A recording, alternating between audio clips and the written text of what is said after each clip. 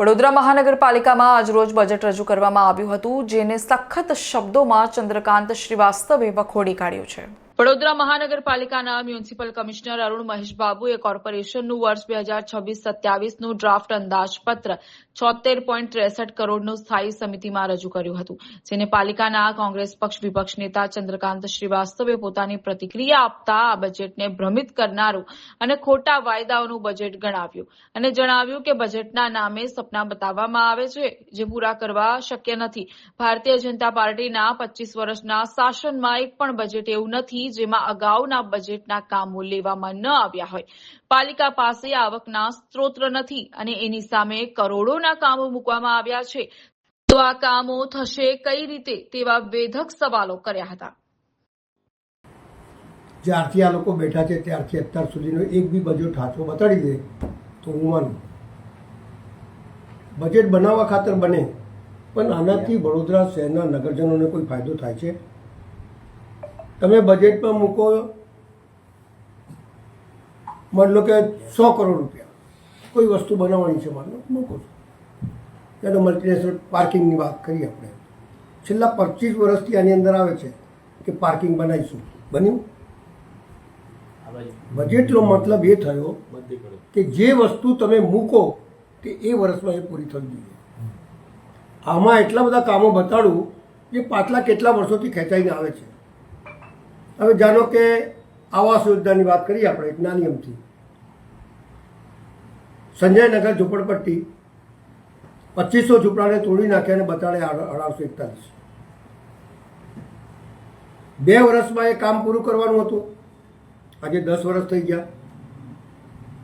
2000 રૂપિયા પેલા ગરીબોને આપવાના દર મહિને, એ હજુ સુધી 15 થી 20 કરોડ રૂપિયા ગરીબોના બાકી છે। 10 વર્ષમાં હજુ 28% કામ થયેલું છે, એટલે તમારા બજેટને શું કરવાનું બતાવો મને। ગરીબ માણસમાંથી 70-80 માણસ તો મરી ગયા, પણ હજુ સુધી પેટનું પાણી નથી હાલતું, કારણ કે ઉપરથી પ્રેશર છે। આપ સમજ્યા? જેનો એકમો જે હતા, સોર્સ ઓફ ઇન્કમના એકમો જેને અતાપી, આટલી મોટી જગ્યા, લગભગ 80-90 એકર જગ્યા ચારાના ફૂટથી આપી દીધી।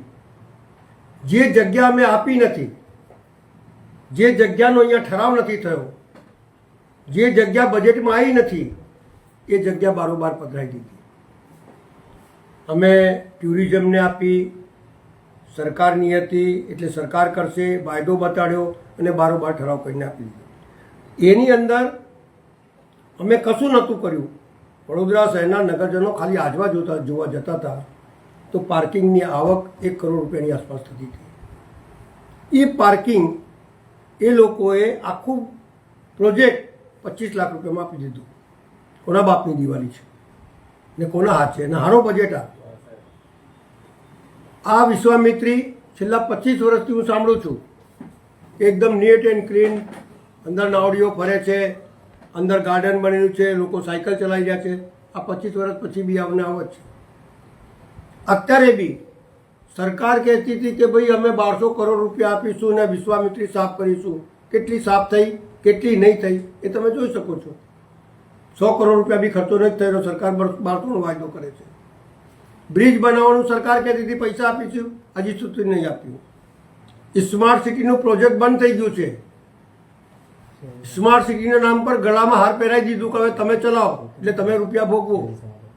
જે શિક્ષણ સમિતિ 7 કરોડ રૂપિયામાં ચાલતી હતી, એના 280 કે 80 કરોડ રૂપિયા થઈ ગયા હવે એની અંદર ખર્ચો કરવાનો, અને એમાંથી આપણને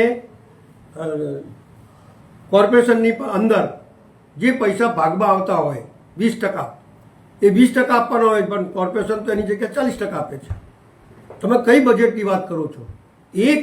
એક કામ એવું બતાડે કે જેની અંદર ટાઈમ લિમિટ ના લંબાઈ હોય, જેની અંદર પ્રોજેક્ટ કામની અંદર પૈસા ના વધાર્યા હોય, દરેક કામ એ ગેરકાયદેસર લઈને આવે છે। તો અમારે આ બજેટને સમજવાનું શું સમજવાનું બજેટને? આ વડોદરા શહેરને તમે ગંદુ પાણી આટલા વર્ષોથી પીવડાવો છો, 25 વર્ષથી, તે બજેટને શું કરવાનું ભાઈ મારા?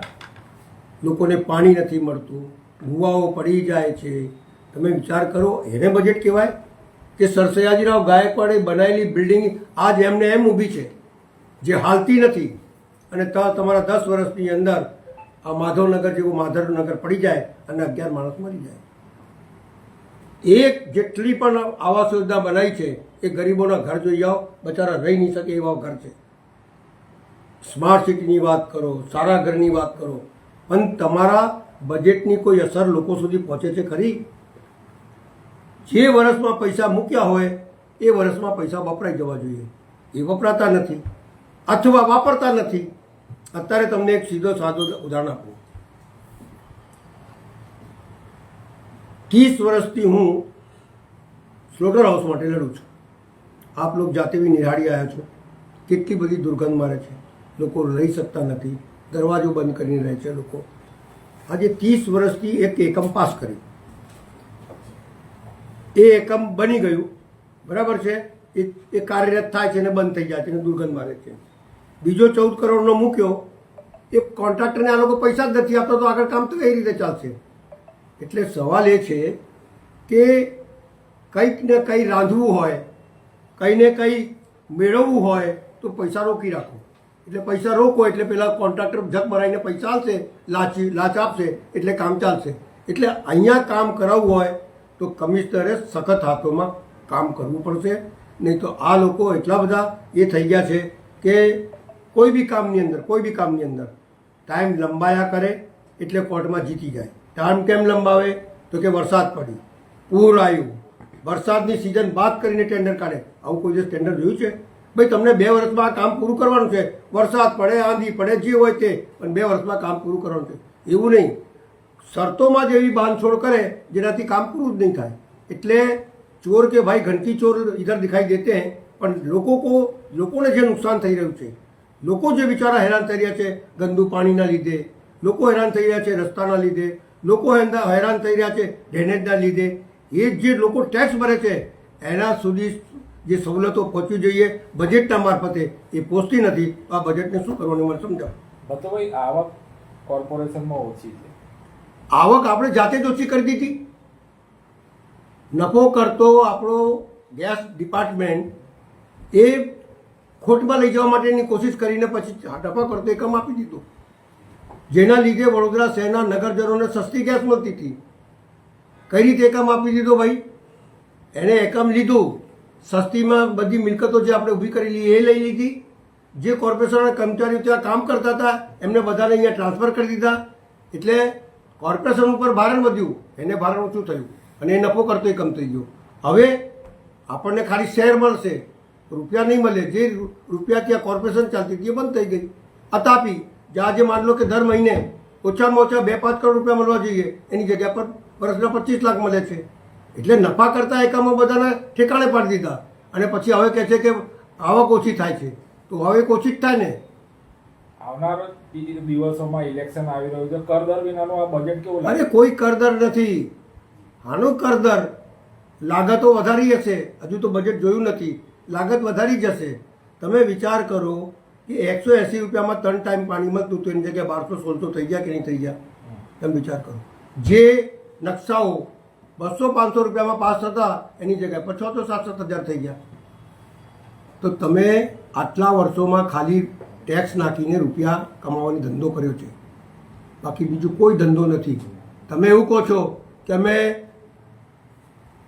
સફાઈ કરીએ છીએ, તો ડોર ટુ ડોરની ગાડી ડોર સુધી જાય છે ખરી કે નાકા પર ઊભી થઈ જાય છે? સફાઈ કર્મચારીઓ અલગ હડતાલ પાડે છે, એમની માંગો પૂરી કરતા નથી, કોન્ટ્રાક્ટ પદ્ધતિ કરી દીધી છે. તો કોના ઉપર જવાબદારી જશે એ તો બતાડો મને.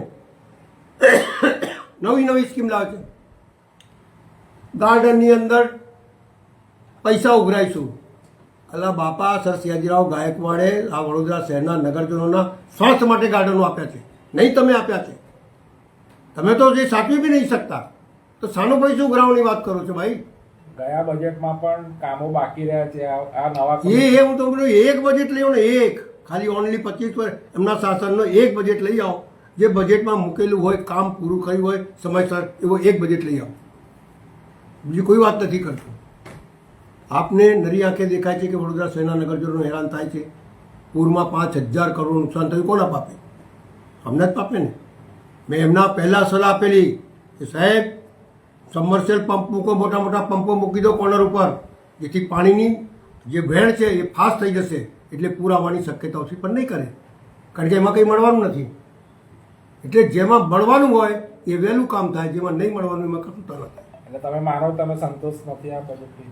હું તો એ બજેટ બી જોયો છે કે જેની અંદર 5,000 10,000 રૂપિયાનો ભ્રષ્ટાચાર થાય ને તો સભાસદો ચોંટી પડતા હતા, બૂમાબૂમ કરી દેતા હતા. બીજી સભામાં પેલો અધિકારી કામ કરીને ના આવે તો એના ઉપર એક્શન લેવાય. મેં એ સમય બી જોયો છે.